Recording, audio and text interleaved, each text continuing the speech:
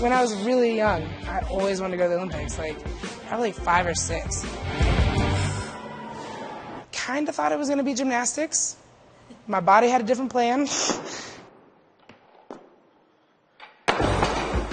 You know, weightlifting was like, this is the one. This is the one that I can take this all the way. I finally felt the passion I've heard great athletes talk about. There's nothing cooler than someone saying, pick that up, and you figuring out how to do it. Holley Mangold, and I am 53, and my number's 53, and I play nose guard. You know, I got into football. Like, it was just so much fun, and since I was such a huge little kid, you know, I could just plow over people and just killing people. I loved it. Many people may not know that Nick Mangold, starting center with the Jets, is your brother. Did you feel with football that you were always in your brother's shadow? You know, I never really saw it as a shadow. I mean, I started playing because of him. You know, I was like that little kid that thought their brother was so cool and I wanted to be just like him.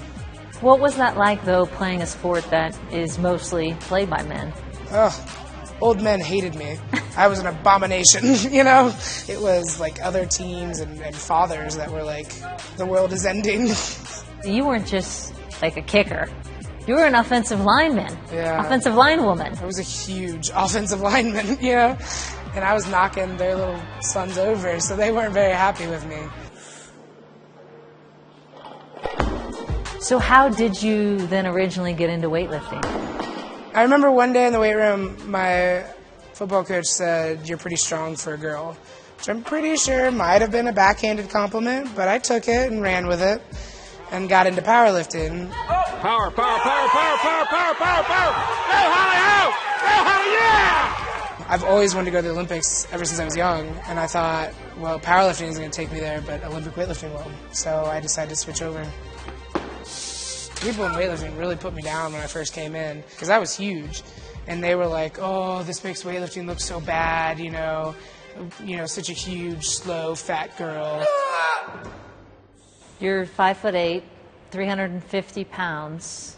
How hard is that, living in a world that sells us on skinny? You know, it's an interesting fine line of people thinking that I'm like saying, you know, we're fat and proud, let's all be fat like me. Well, no, you know, I'm not I shouldn't be the average. I'm huge. You have such a big personality to go with it. Was there ever a point where you wanted to stand in the corner to not attract attention? Never. When you got a body like mine, you got to just get used to attention.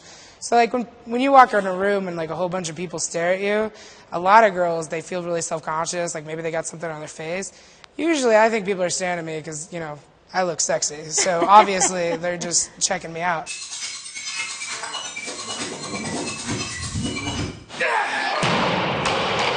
I've been made fun of my whole life for being fat.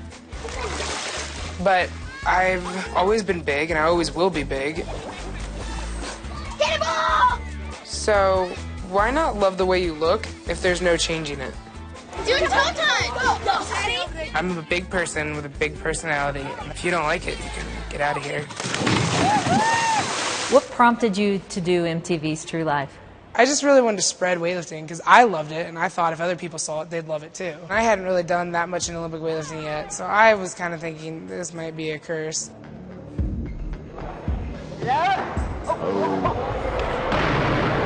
I just wanted to show that you can do whatever you want to do and be happy with it. Where does that confidence come from? You're the only one that controls whether you're confident or not. People like to tell me it's not as easy as turning on the switch, but it kind of is. I mean, if you start thinking that you're awesome, other people are going to start thinking it too. How surprised were you even with how quickly you progressed? I was shocked. I remember it's really easy to say that you want to go to 2012 Olympics. It's really scary when you actually have a shot, you know? I always thought, okay, I'd like to go to 2012, but let's be real, Holly, it's probably not going to happen until 2016. So when you find that you've now qualified for the Olympics, what was the very first emotion that went through your head? You know, to be honest, it was like, God, it's over. Because trials is the most stressful event I've ever had in my life, and it was freaking me out the whole time. Like, it was like a huge weight lifted off of me. Literally, too. And then I thought, is this real? It's been said that you have a better chance of medaling in 2016 or even 2020. What do you say to that? I say a lot of people didn't think I was going to make the Olympics until 2016, so people seem to be wrong.